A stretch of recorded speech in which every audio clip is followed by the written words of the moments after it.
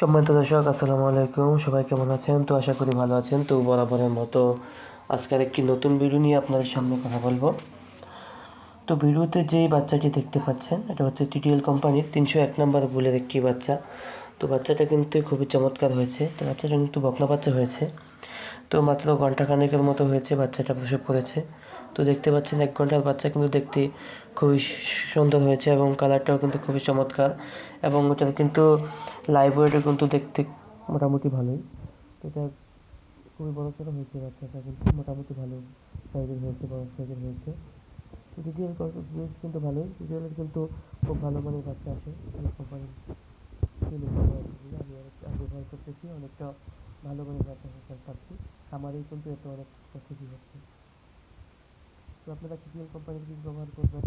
TTL company কিন্তু কম দামে ভালো মানের জিনিস আপনাদেরকে উপহার দিয়ে থাকে। ও টিটিএল বীজ যেমন কম, কিন্তু আমরা খামার যারা এই কর্মী আছে তারাও কিন্তু কম মূল্যে কিন্তু আমরা খামারিদের কাছে বীজ পৌঁছে দিই।